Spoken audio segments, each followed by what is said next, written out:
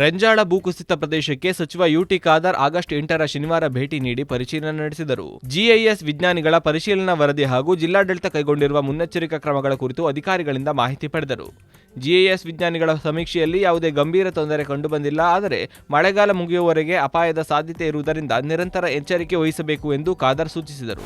ಕಾರ್ಕಳ ತಾಲೂಕಿನಲ್ಲಿ ಬಹುಶಃ ಪ್ರಕೃತಿ ವಿಕೋಪಕ್ಕೆ ಸಂಬಂಧಪಟ್ಟ ಹಾಗೆ ಒಂದು ಸಂದರ್ಭ ಮತ್ತು ಅದ್ರ ಬಗ್ಗೆ ಒಂದು ಪರಿಸ್ಥಿತಿ ಆಗ್ಬೋದೆಂಬ ಆ ಒಂದು ವಿಚಾರ ಗಮನಕ್ಕೆ ಬಂದಾಗ ಬಹುಶಃ ಇಲ್ಲಿಯ ಜಿಲ್ಲಾಧಿಕಾರಿಗಳು, ಶಾಸಕ ಮುಖಂಡರು, ಇನ್ನಿತರ ಅಧಿಕಾರಿಗಳ ಸಂಪರ್ಕಿಸಿ ಇಲ್ಲಿಗೆ geographical serve of India GSI ಅವರನ್ನು ಕರೆಸಿಕೊಂಡು ಇಲ್ಲಿಯ ಎಲ್ಲ ವಿಚಾರಗಳು ನೋಡಿಕೊಂಡು ಹೋಗಿ ಅವರ ಮಾಹಿತಿಯನ್ನು ಕೊಟ್ಟಿದ್ದಾರೆ. ಬಹುಶಃ ಈ ಒಂದು ಪ್ರದೇಶದಲ್ಲಿ ಆದಂತ ಮತ್ತು ನಮಗೆ ಕಾಣುವಂತ ಒಂದು ಅನಾಹುತ ಅದು ಯಾವ ಸರ್ಕಾರ ಇವತ್ತು ಮತ್ತು ಜಿಲ್ಲಾಡಳಿತ ನಾವೆಲ್ಲ ಬಹಳ ಗಂಭೀರವಾಗಿ ತಗೊಂಡಿದ್ದೇವೆ. ಇವತ್ತು ನಮ್ಗೆ ಕೊಟ್ಟಂತ ಸರ್ವೆಯಲ್ಲಿ ಅದು ಅಷ್ಟು ತೊಂದರೆ ಇಲ್ಲ ಅಂತ ಹೇಳಿದ್ರು ಕೂಡ ಈ ಮಳೆಗಾಲ ಮುಗಿಯೋ ತನಕ ಎಲ್ಲರಿಗೂ ಕೂಡ ಮನೆಯವರಿಗೆ ಖಂಡಿತವಾಗಿ ಒಂದು ಭಯ ಇದ್ದೇ ಇರ್ತದೆ. ಪ್ರಕೃತಿ ವಿಕೋಪ ನಮ್ಮ ಕೈಯಲ್ಲಿ ದೇವರ ಕೈಯಲ್ಲಿ ಇರುವಂತದ್ದು, ಅದು ಆಗಬಾರ್ದಂತೇಳಿ ನಮ್ಮ ಇವತ್ತು ಪ್ರಾರ್ಥನೆ. ಆದ್ರೆ ನಮ್ಗೆ ಇವತ್ತು ದೇವರು ನಮ್ಮ ಕಣ್ಣ ಮುಂದೆ ಕಾಣಿಸಿದಾಗ ನಾವು ಜಾಗೃತರಾಗಿರುವುದು ಪ್ರತಿಯೊಬ್ಬರ ಇವತ್ತು ಕರ್ತವ್ಯ. ಅದಕ್ಕಾಗಿ ನಾವು ಇವತ್ತು ನಾನಿರಲಿ, ಶಾಸಕರಿರಲಿ, ನಮ್ಮ ಜಿಲ್ಲಾಧಿಕಾರಿ ಇರಲಿ, ಮುಖಂಡರೆಲ್ಲ ಕೂಡ ನಾವು ಬಂದ ಉದ್ದೇಶ ಏನಿದೆ, ಈ ಜನರ ಜೊತೆ ನಾವು ಹೇಗೆ ಇರಬಹುದು ಅಂತ ಹೇಳಿಕೊಂಡು ಅದಕ್ಕೆ ನಾವೀಗ ನೋಡಿದ್ದೇವೆ. ಈಗ ಬಹಳಷ್ಟು ಹತ್ತಿರದ ಮತ್ತು 2 ಮನೆಗಳು ಏನಿದೆಯಾ ಅವರನ್ನು ಇವತ್ತು ಅವರು ಬೇರೆ ಕಡೆ ಸ್ಥಳಾಂತರ ಮಾಡಲಿಕ್ಕೆ ಅವ್ರಿಗೇನು ಸಹಾಯ ಮಾಡಬೇಕು ಮತ್ತು ಸರ್ಕಾರ ಮತ್ತು ಜಿಲ್ಲಾಧಿಕಾರಿ ಹೇಗೆ ಮಾಡಬಹುದು ಅಂತ ನಾವು ಚರ್ಚೆ ಮಾಡಿ ಅವರಿಗೆ ನಮ್ಮ ಸಹಕಾರ ಕೊಡೋ ಕೆಲಸ ಖಂಡಿತವಾಗಿ ಇವತ್ತು ಮಾಡ್ತೇವೆ. ಅವ್ರಿಗೆ ನಮ್ಮ ಕೂಡ 2 ತಿಂಗಳು ಅವರೆಲ್ಲರೂ ಕೂಡ ನೆಮ್ಮದಿಯಿಂದ, ಸಂತೋಷದಿಂದ ಮತ್ತು ನಿರ್ಭಯವಾಗಿ ಅವರ ಮಕ್ಕಳು, ಕುಟುಂಬಸ್ಥರು ಸಂತೋಷದ ಕಾಲ ಕಲಿಯಬೇಕೆಂಬ ನಮ್ಮ ಇಚ್ಛೆ. ಆ ವ್ಯವಸ್ಥೆ ನಾವು ಖಂಡಿತವಾಗಿ ನಾವು ಚರ್ಚೆ ಮಾಡಿ ನಾವು ಮಾಡ್ತೇವೆ. ಅಲ್ಲ, ಈಗ ಇಲ್ಲಿ ಗುಡ್ಡ ಕುಸಿಯುವ ಭೀತಿ ಇನ್ನೂ ಸಹ ಇದೆ ಅಂತ ಹೇಳ್ತಾರೆ. ಅಂತ ಇದ್ರಲ್ಲಿ ಈಗ ನಿಮ್ಮ ಇದು ಏನ್ ಮಾಡ್ತದೆ, ಅದಕ್ಕೆ ಮುಂಜಾಗ್ರತೆ ಕ್ರಮ ಏನ್ ತಗೊಳ್ಳುತ್ತೆ? ಮುಂಜಾಗ್ರತೆ ಕ್ರಮ ಅದನ್ನು ಈಗ ಅಲ್ಲಿ ಮಳೆಗಾಲ ಮಳೆ ನಿಲ್ಲುವ ತನಕ ಅಲ್ಲಿ ಇರುವಂತ ಗುಡ್ಡ ಮುಟ್ಲಿಕ್ಕೆ ಗೊತ್ತಿಲ್ಲ, ಆಗುದಿಲ್ಲ. ಅದಕ್ಕಾಗಿ ಇಲ್ಲಿ ಹತ್ತಿರದ 2 ಮನೆಯನ್ನು ಇವತ್ತು ನಮ್ಗೆ ಬೇರೆ ಕಡೆ ನಾವು ಹೆದರಿಕೆಯಿಂದ ಇದ್ದೇವೆ, ನಾವು ಸ್ಥಳಾಂತರ ಮಾಡಿ ನಾವು ಕೇಳಿದ್ದೇವ, ಅದಕ್ಕೆ ನಾವು ಕೂತ್ಕೊಂಡು ಸ್ಥಳಾಂತರ ಮಾಡುವ ವ್ಯವಸ್ಥೆ ಮಾಡ್ತೇವೆ. ಅದಕ್ಕೆ ನಾವು ಸರ್ಕಾರ ಮುಖಾಂತರ ಸಹಾಯವನ್ನು ಕೂಡ ಮಾಡ್ತೇವೆ. ಸರ್, ಈಗ ಕೇರಳದಲ್ಲಿ ನಿರಂತರವಾಗಿ ಈ ತರ ಭೂಕುಸಿತ ಆಗ್ತದೆ, ಅಲ್ಲಿ ಮಣ್ಣು ತೆಗೆಯುವುದಕ್ಕೆಲ್ಲ ಸ್ವಲ್ಪ ರಿಸ್ಟ್ರಿಕ್ಷನ್ ಎಲ್ಲ ಮಾಡಿದ್ದಾರೆ. ಇಲ್ಲಿ ಆ ತರ ಏನಾದ್ರೂ ಇದೆ? ಇಲ್ಲಿ ಅವ್ಯಾಹತವಾಗಿ ಮಣ್ಣು ತೆಗೆಯುವ ಕಾರ್ಯ ನಡೆಯುತ್ತಿದೆ ಇಡೀ ಜಿಲ್ಲೆಯಲ್ಲಿ ಎಲ್ಲ ಕಡೆ. ಇಲ್ಲಿ ಏನು ಮಣ್ಣು ತೆಗೆದದ್ದು ಕಾಣುವುದಿಲ್ಲ ಈ ಒಂದು ಊರಲ್ಲಿ, ಬೇರೆಯವರಲ್ಲಿ ಆಗ್ಲೂ ಇಲ್ಲ, ಆದಲ್ಲಿ ಮಾತ್ರ. ಈಗ ಮಣ್ಣು ತೆಗಿಲಿಕ್ಕೆ ಮತ್ತೆ ಇದಕ್ಕೆ ವ್ಯತ್ಯಾಸ ಇಲ್ಲ. ಈಗ ಇಲ್ಲಿಯ ಪರಿಸ್ಥಿತಿ ನಾವು ಇವತ್ತು ನೋಡುವಂತದ್ದು. ನೀವೀಗ ಅಲ್ಲೆಲ್ಲ ಆಗಿದೆ, ಒಂದು ಸಮತಟ್ಟು ಮಾಡುವಾಗ, ಮನೆ ಕಟ್ಟುವಾಗ, ಬಿಲ್ಡಿಂಗ್ ಕಟ್ಟುವಾಗ ಸ್ವಲ್ಪ ಮಟ್ಟಿನ ಎಚ್ಚರಿಕೆ ಇರಬೇಕು. ಮೇಲೆ ಕಟ್ಟುವಾಗ ಕೆಳಗಿನವ್ರ ಕಾಳಜಿ ಬೇಕು, ಕೆಳಗೆ ಮನೆ ಕಟ್ಟುವಾಗ ಮೇಲೆ ಇದ್ದಾರಂತ ಒಂದು ಭಾವನೆ ಬೇಕು. ಅದಕ್ಕೇನು ರೂಲ್ಸ್ ಮಾಡ್ದಂತ ಅವ್ರು ಕೇಳ್ತಾ ಇದ್ರಿ, ಇದರ ಬಗ್ಗೆ ನಾವು ಚರ್ಚೆ ಮಾಡ್ತೇವೆ. ಮತ್ತೆ ಅಂತದ್ದು ಕೆಲವೊಂದು ರೂಲ್ಗಳು ಅತ್ಯಗತ್ಯ ಈಗೆಲ್ಲ, ಭವಿಷ್ಯಕ್ಕಾದ್ರೂ ಕೂಡ.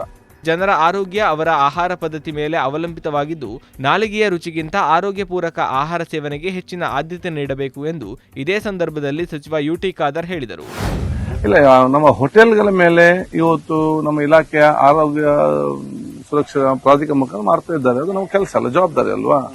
ಇವತ್ತು ನಾವು ನೋಡಿ, ಜನರ ಆರೋಗ್ಯ ನಮ್ಮ ಕೈಯಲ್ಲಿಲ್ಲ, ಅವರವರ ಆರೋಗ್ಯ ಅವರವರ ಕೈಯಲ್ಲಿ ಇದೆ. ಅವ್ರು ಏನು ತಿಂತಾರೆ ಅದರ ಮೇಲೆ ಅವ್ರಿಗೆ ರೋಗ ಬಂದು ಬಿಡ್ತದೆ. ಅದಕ್ಕಾಗಿ ಭವಿಷ್ಯದಲ್ಲಿ ಒಂದು ಸ್ವಸ್ಥವಾದ ಸಮಾಜ, ಅಭಿವೃದ್ಧಿಯ ಕರ್ನಾಟಕ, ಬಲಿಷ್ಠದ ಭಾರತ ನಿರ್ಮಾಣ ಮಾಡಬೇಕಾದ್ರೆ ಇದರ ಪ್ರತಿಯೊಬ್ಬರು ತಾನು ಜವಾಬ್ದಾರಿ ವಹಿಸಿಕೊಳ್ಬೇಕು.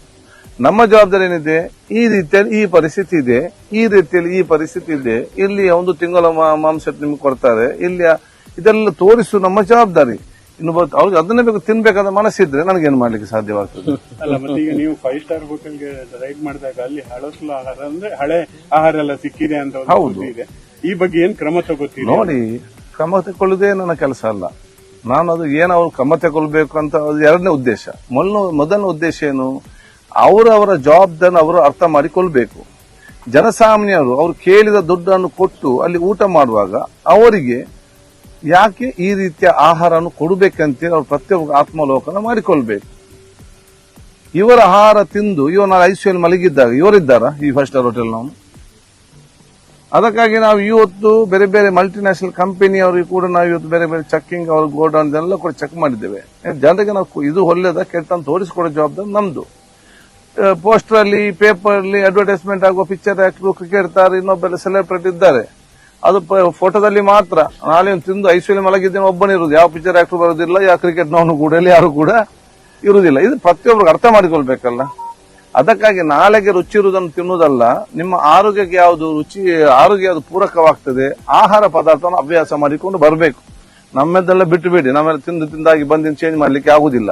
ಇನ್ನು ಸಣ್ಣ ಮಕ್ಕಳು ಯಾರು ಬರ್ತಾರೆ, ಅವ್ರಿಗೆ ಅದೊಂದು ಅಭ್ಯಾಸ ಮಾಡಬೇಕಲ್ಲ. 10 ವರ್ಷ ಆದ ನಂತರ ಕೂಡ ಬದಲಾವಣೆ ಆಗ್ಬೇಕಲ್ಲ.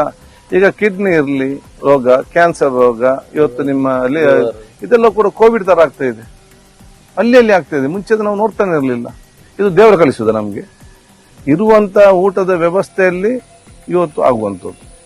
ಕೆಲವೊಂದು ವಿಚಾರಕ್ಕೆ ಸಂಬಂಧಪಟ್ಟ ಹಾಗೆ ಇವತ್ತು ನೀವು 1 ತಿಂಗಳ 2 ತಿಂಗಳ ಬಣ್ಣನ್ನು ತಿಂತೀರಂತ ಹೇಳಿದ್ರೆ, ಅದು ಬಣ್ಣ ಹಾಳಾಗದಾಕಿ ಅದಕ್ಕೆ ಎಷ್ಟು ಕೆಮಿಕಲ್ ಆಗಿರಬೇಕು ಆ ಬಣ್ಣಿನಲ್ಲಿ. ಆ ಬಣ್ಣ ತಿಂದಾಗ ಕೆಮಿಕಲ್ ಬೇರೆ ಆಗ್ತದೆ, ಇದು ಬೇರೆ ಆಗ್ತದೆ, ಎಲ್ಲ ಡೈಜೆಷನ್ ಆಗಿ ನಮ್ಮ ಹೊಟ್ಟೆಯಲ್ಲಿ ಮಿಷಿನ್ ತರ ಇರ್ತದೆ, ಎಲ್ಲ ಬೇರೆ ಬೇರೆ ಆಗ್ತದೆ, ಏನೆಲ್ಲ ಸೇರ್ಪಡೆ ಮಾಡ. ಆಗ ವಿಷಪೂರಿತವಾದ ಕೆಮಿಕಲ್ ಏನಿದೆಯಾ ಅದು ನಮ್ಮ ಬೇರೆ ಬೇರೆ ಪಾರ್ಟ್ಗಳಿಗೆ ಡ್ಯಾಮೇಜ್ ಆಗಿಕೊಂಡು ನಾವು ಒಂದೊಂದು ರೋಗಕ್ಕೆ ತುತ್ತಾಗ್ತೇವೆ. ಇದು ಬಹುಶಃ ನಾವು ಜನಜಾಗೃತಿ ಮೂಡಿಸುವಂತ ಕೆಲಸ. ಅಂದ್ರೆ ಯಾವುದೇ ಕ್ರಮದ ಬಗ್ಗೆ ನೀವು ಇದೆ, ಕ್ರಮ ಇದೆ. ಮೊದಲ ಅಂತ ನಮ್ದಿದು ಕ್ರಮ ನಮ್ಮ ಫುಡ್ ಸೇಫ್ಟಿ ಆಕ್ಟ್ ಬಗ್ಗೆ ನಾವು ಲ್ಯಾಬ್ ಕಲಿಸಿದ್ದೇವೆ. ಲ್ಯಾಬ್ ಇಂದ ಬಂದ ನಂತರ ಅದಕ್ಕೆ ಕಾನೂನು ಪ್ರಕಾರ ಏನೆಲ್ಲ ಕ್ರಮ ತಗೊಳ್ಬೇಕಾ, ಕಾನೂನು ಕ್ರಮಕ್ಕೆ ಎಲ್ಲ ಕೂಡ ಬದ್ಧರಾಗಿದ್ದೇವೆ. ಅದು ಕಾನೂನು ತಗೊಳ್ಳೋದೇ ನನ್ನ ಮೋದಿಯಾದ ಆದ್ಯತೆ ಅಲ್ಲ. ಮೊದಲ ಆದ್ಯತೆ ಅವರ ತಪ್ಪನ್ನು ಅರ್ಥ ಮಾಡಿಕೊಳ್ಬೇಕು, ಅವರ ಜವಾಬ್ದಾರಿ ತಿಳಿಸಬೇಕು, ಪಬ್ಲಿಕ್ ಕೂಡ ಬೆಲಿ ಕಂಡದೆಲ್ಲ ಹಾಲಲ್ಲ ಅಂತ ನಾವು ತೋರಿಸಬೇಕು. 10 ಸಾವಿರ ಆಲೋಚನೆ ಮಾಡಬೇಕು. ಅವರು ಮತ್ತು ಅವರ ಮಕ್ಕಳು ಊಟ ಮಾಡುವ ಸಂದರ್ಭದಲ್ಲಿ ಅವರು ಆಲೋಚನೆ ಮಾಡಬೇಕು. ನಮ್ಮ ಮನೆಯವರು ರುಚಿ ರುಚಿ ಊಟ ಮಾಡಿ ಕೊಡುವಾಗ ನಮಗೆ ಟೇಸ್ಟ್ ಇಲ್ಲ, ಇಲ್ಲೆಲ್ಲ ಹಾಕಿ ಕೊಟ್ಟಾಗ ನಮಗೆ ಟೇಸ್ಟ್ ಆಗ್ತದೆ. ಆದ ಕಾರಣ ಆದಷ್ಟು ಮನೆಯಲ್ಲೇ ಊಟ ಮಾಡೋ ಅಭ್ಯಾಸ ಎಲ್ಲ ಮಾಡಿಕೊಳ್ಳಿ. ಈ ವೇಳೆ ಶಾಸಕ ಸುನಿಲ್ ಕುಮಾರ್, ಜಿಲ್ಲಾಧಿಕಾರಿ ಸ್ವರೂಪ ಟೀಕೆ, ಕಾಂಗ್ರೆಸ್ ಮುಖಂಡ ಉದಯ್ ಶೆಟ್ಟಿ ಮುನಿಯಾಲು, ಗ್ಯಾರಂಟಿ ಸಮಿತಿ ಅಧ್ಯಕ್ಷ ಅಜಿತ್ ಹೆಗ್ಡೆ ಮಾಳ, ತಹಶೀಲ್ದಾರ್ ಪ್ರದೀಪ್ ಕುರ್ಡೇಕರ್ ಮೊದಲಾದವರು ಉಪಸ್ಥಿತರಿದ್ದರು.